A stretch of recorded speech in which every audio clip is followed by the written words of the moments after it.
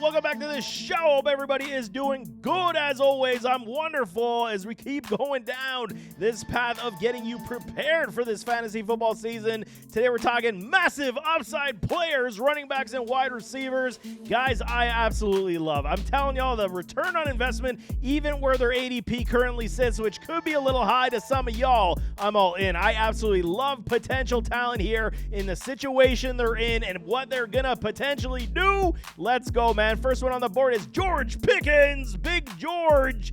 He's coming up in a very big way now with these Pittsburgh Steelers, rebuilding their whole team, quarterback room, etc. You gotta love what they're looking like, man. Coming from the Bulldogs, let's go a little historical on a George Pickens. Back in 2022, many thought he was overrated. I was not one of these individuals. I was all in on the George Pickens camp. Go back to the scouting reports. You will see what I was talking about with George coming off that ACL injury. I mean, the scouting world definitely got scared off. They did not know what to expect, but over the last 2 years, Pickens has made a name for himself in a very big way, playing with the likes of Kenny Smallhands Pickett, and then Mason Rudolph, Mitchell Trubisky, Mitchie Biscuits. I mean, look what he was able to do with these quarterbacks without question. He was able to ball out last season, finishing as, the wide receiver 26 with 177 points, but he got unlimited target share, 106 targets, 63 receptions, 1140, and only 5 TDs. You get that TD range back into the 8 to 10 mark, and you are going to see his numbers inflate in a very big way. Playing with garbage quarterbacks, Kenny Pickett is, I say that term loosely and lightly. Don't ever like to cuss anybody down, but let's just be real. Pickens was no good. Mason Rudolph is what he is. And Mitchie Biscuits, I mean, we've seen what he is going to be in the NFL. His numbers have absolutely seen a jump year over year. I mean, we saw, 801 yards, 4 TDs to 1140 and 5 TDs. 18.1 on the average last year for George Pickens. You cannot fade that whatsoever. Now with Russell Wilson, Justin Fields, needles absolutely pointing up, man. Fields has been looking very good so far in camp. We have not seen a lot of Russell Wilson. I think that the media is absolutely trying to promote a Justin Fields starter week 1 appeal here in Pittsburgh. But, I mean, removing Deontay Johnson from the equation, now there's no dispute who the guy truly is on this wide receiver core, and it is a George Pickens having 39.8% of the target share now that Deontay is gone. Yes, they will likely spread some of Deontay's over to some of these other wide receivers, but he's absolutely going to see more passes come his way, especially with this wide receiver core. I mean, it's more supportive than it is likely going to be dominant alpha wide receiver to take a spot for a George Pickens. We got Roman Wilson, Van Jefferson, Calvin Austin, Cordero Patterson, all a bunch of supportive pieces to help pull coverage from a Pickens. I mean, round out a group ready to make round out this group to make a career year for a George Pickens. I'm absolutely all in for. There is no question. What did he have on the boom rate last year? 35.3%. This is why we did not see the top end caliber point productivity right now last season for Pickens. This year, he gets that up even to the high 50s to 60s. You're going to see him scoring massive touchdowns. You're going to see his yards increase. We should absolutely see, with better quarterback play, George Pickens flying up the stat lines in fantasy football. I'm definitely all in. Wide receiver 26 on the ADP. It's a bargain, baby, and he has absolutely got massive upside this season. Kenneth Walker III is the next one on my board. Okay, and first and foremost, he shaved his head to resemble somebody like Adrian Peterson, so that instantly gets an uptick in the right direction. I'm kidding, all jokes aside. I mean, Walker has the makings to be one of the better running backs in this league. We have seen it. The only problem, he's got to stay out of his own way, man. Stay out of that medical room, and I mean, while we have seen Kenneth miss some contests, handful of games at the wrong times in that medical room in his short career so far, I mean, when he's on the field, he's absolutely proven to be that monster. And I get it, lots in the fantasy community are pumping up a Zach Charbonnet. I believe Charbonnet is ready. He is a very talented running back. The Seattle Seahawks wanted to use the 1-2 punch last season, didn't necessarily come to pass, and then they leaned on the hot hand when it came to a Kenneth Walker. To take, next step in touches this season, removing touches from Kenneth Walker, can Charbonnet do that? I mean, that is still the question. It is still a possibility, and why people are scared off from a Kenneth Walker's top-end upside, because you have somebody like a Charbonnet Charbonnet in the backfield to remove touches. I completely understand. But, I mean, he should still remain the leader in touches in 2023. Not having that true PPR running back, you got Kenny McIntosh behind the two of them, of Walker and Charbonnet. I keep saying Charbonnet because that's what I do, but I mean, not having that true PPR guy, I get it, man. Walker should continue to see his role maintain or expand in a very big way. I mean, if he ups his boom rate into that 65th percentile, where it was last year at 53.3% on the booms, I mean, he's got 57.3% of the rushing volume right now and 6% of the team target share, even with guys like DK Metcalf, Jackson Smith-Njigba, and a Tyler Lockett. 6% for a Kenneth Walker, who everyone said couldn't catch, is still good. Get that up to 8%. You're going to see even more fireworks coming in 2024. Last year, he did deal with some injury. Both seasons so far, rookie year and last year, 15 contests. Last year, 219 attempts for 905, where the year prior, he got over 1,000 yards, 9 and 8 touchdowns respectively, but he did see an increase in the pass game by 10 receptions and almost 100 yards. You got to like what you see, man. Finished as a running back 19, 184.9 points, and he is pegged as the running back 16 right now. There is massive upside for a Kenneth Walker III in the Seattle Seahawks offense. Still looking the same, similar. I mean, how they operate, we will see. Geno Smith, maybe he could continue to move this offense down the field, but they are so good when it comes to their wide receiver room, and doors will be wide open for Kenneth Walker. We just need more touchdown upside for Kenny, and I mean, hopefully Zach Charbonnet does not take a heaping of targets away. Next one, Christian Watson.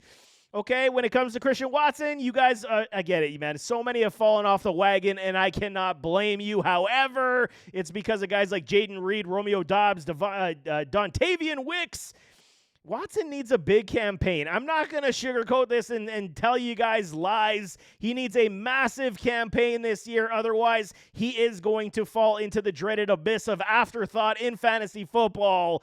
But I do believe, man, in this up-and-coming youthful Packers offense, it is going to be good, man. Don't get it twisted. Watson is that massive playmaker, game breaker, game changer. He can uplift an offense in many, many ways, and we have already seen it with a Jordan Love under center.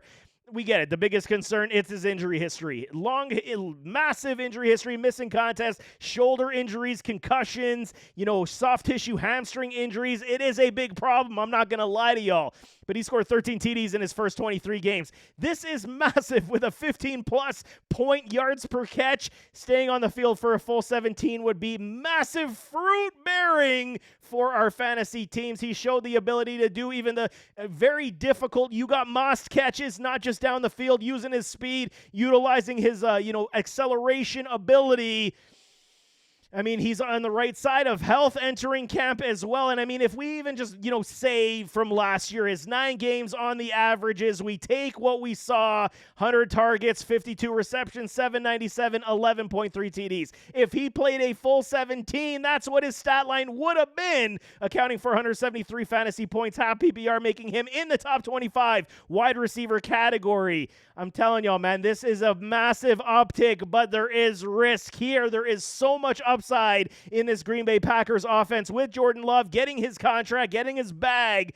If Christian Watson can absolutely stay on the field, yes, it is a big if. He is a massive playmaker. Looked like he fixed his hands quite a bit last year, was a little bit more sure-handed. 7 TDs and 6 TDs respectively year over year. And I'm telling y'all, man, he is a massive deep threat. If he can figure those out on the deep ball, over the shoulder for those touchdowns, we will be laughing all the way to the championship in fantasy football. I do love me some Christian Watson. Last one we got is Joe Mixon. On the massive upside, yes, he's been in the league for quite some time, proven his ability over the years. Yes, we've seen some level of injury, but he's moved on from those Bengals. Now taking his talents to Houston to make a run at the Super Bowl with super quarterback C.J. Stroud. I mean, and the Texans, they got themselves, we all know, Stephon Diggs added to the picture. I mean, Mixon, okay, here we are. They're going to help revamp this anemic offense here in Houston that it was last season with a Devin Singletary. He did not even crack 1,000 yards. Dameon Pierce has seen better days, did not crack that 1,000, even though his rookie campaign did look good. Devin Singletary basically took over the lead role last year, and that's why they bring in somebody like Joe Mixon. They knew they needed a lot more consistency from this backfield. They only ran the ball 444 times last year, and Mixon alone last year with the Bengals had 257 attempts, which was almost nearing a career high for him. So I get it. We could see some drop-off, some injury, but, change of scenery does wonders for a lot of players, and the best part could be coming for Joe Mixon this year. The sheer amount of weapons in this offense with Diggs, Dell, Nico, Schultz, Mixon, he's absolutely going to be able to gallop free on this offense. No stacked boxes. Offensive line is absolutely improving in Houston. But can Joe match his top 10 or top 5 finish from last season? That is the question. But where we're drafting him, it's still very good value to return on investment for what he could potentially be as a top 8 running back this season once again. He could see a haircut in terms of target share. That's where he did uplift a lot of his point totals last season with the Cincinnati Bengals. When Joey B went down, we had Browning, we had other quarterbacks come into play, and they did check the ball down to Joe Mixon quite a bit. He should absolutely see a haircut in that regard, but where he could see the uptick is in that red zone when they are inside the 5-yard line. Who are they going to utilize to run the football? Dameon Pierce has struggled in that red zone scoring touchdowns. We could see Joe Mixon become a big-time getter in this end zone for scoring TDs, having a boom rate of over 70 last season, reaching new heights in his career on that boom rate. Could we see yet another 1,200-yard rushing performance with 12 TDs? Very, very possible for Mr. Joe Mixon. I absolutely love it, man. Getting players on great offenses obviously is an easy one for fantasy football. It's like, duh, they're a good team. Get me some good players. Joe Mixon is one of these guys I don't think gets near enough attention this offseason for what he could potentially be with this up-and-coming Houston Texans offense, who is going all in on challenging for a Super Bowl. There is no question if CJ Stroud can be the guy he was last year and progress that much further. This defense in Houston is so good under a DeMeco Ryans. They're going to give the ball back that much more. You absolutely know they're going to be challenging. 1,000 yards last year for a Joe Mixon, 9 rushing TDs, but the 52 receptions, like I'm saying, for 3 TDs as well, may go down. I want to say anywhere from 35 to 45 could be the receiving mark. Might go down a little bit more. There's so many mouths to feed, but this is good because we know CJ Stroud can support all of them and spread the ball around to whoever is open. ADP right now at running back 13, overall 41.